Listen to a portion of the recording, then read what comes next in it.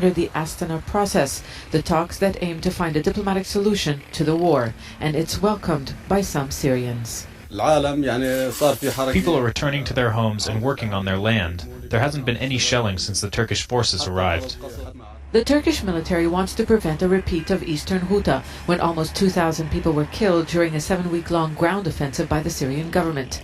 Turkey says any attack on Idlib would create a humanitarian crisis and a mass refugee flow. Its deepening engagement is approved by Moscow, which has been pushing Ankara to deal with al-Qaeda-linked rebels.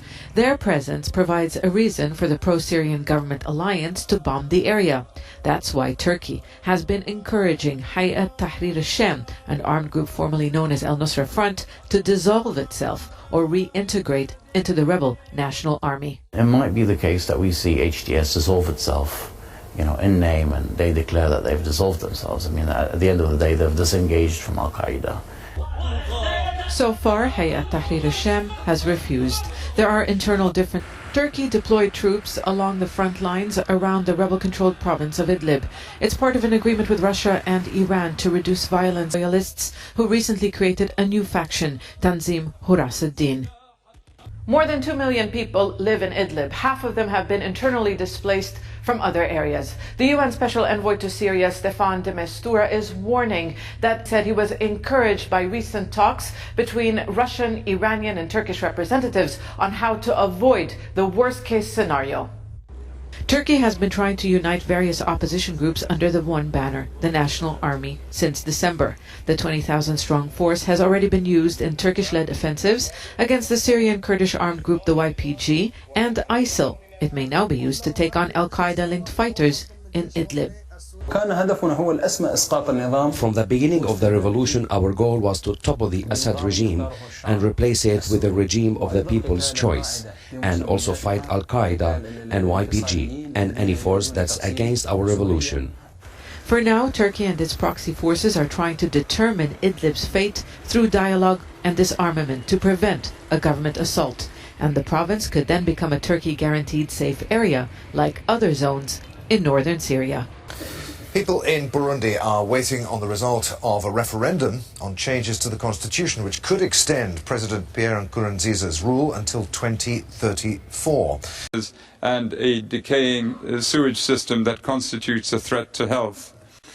They are forced to seek exit permits from Israel for any reason, including for specialized health care, and many of those permits are denied or delayed, including permits for the majority of the demonstrators shot by Israeli security forces this week.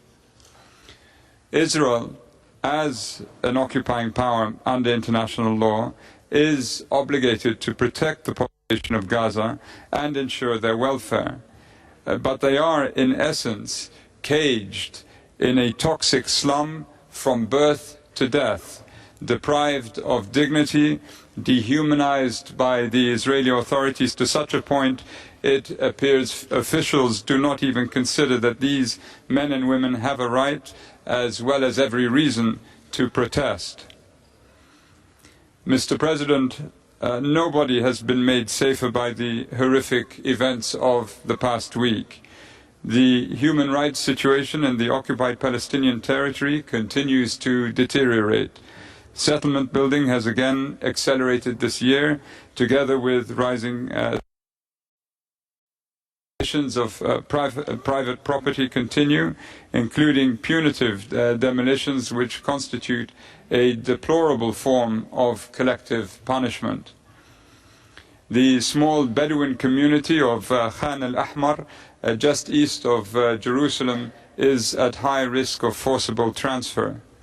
This week, the villages of Beita and Nabi Saleh were subjected to closures and restrictions on movement following clashes with the Israeli forces.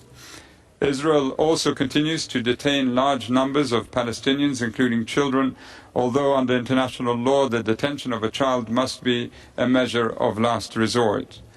I also deplore the widespread and unprincipled use of detention without trial, described as administrative detention, and violations of fundamental fair trial guarantees. and the deficit in accountability for alleged extrajudicial killings and other violations, as previously reported by the Secretary General and my office, undermines confidence in Israeli justice.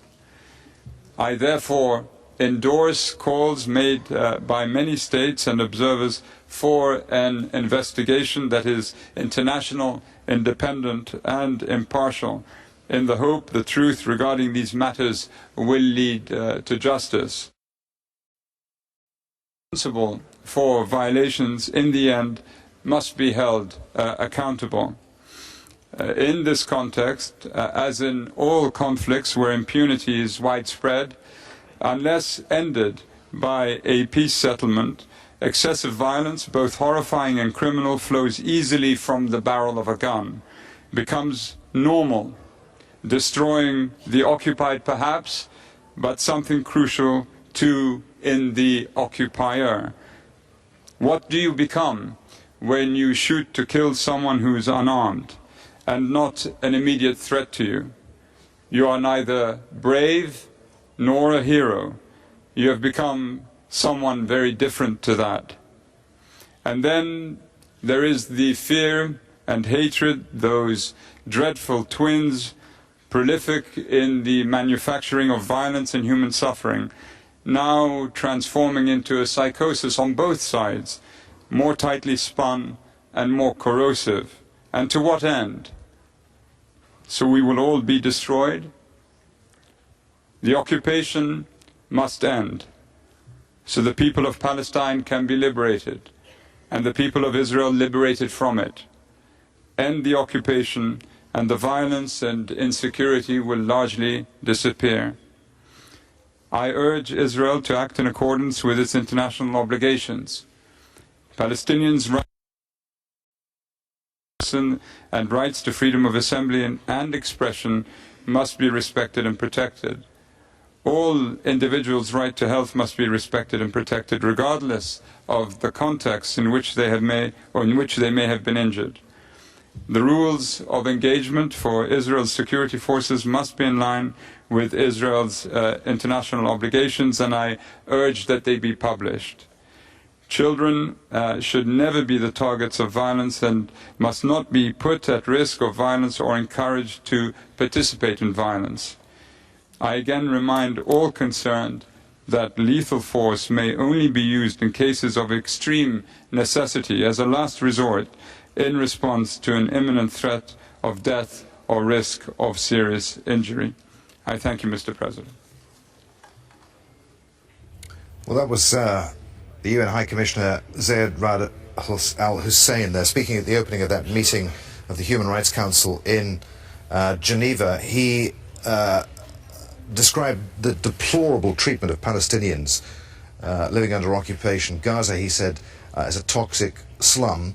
The occupation of Palestine by Israel must end, and he urged Israel to act under its international obligations. He also called for an investigation, an impartial, independent investigation into Monday's events in Gaza, in which at least 62 people died, so that justice can be served, he said.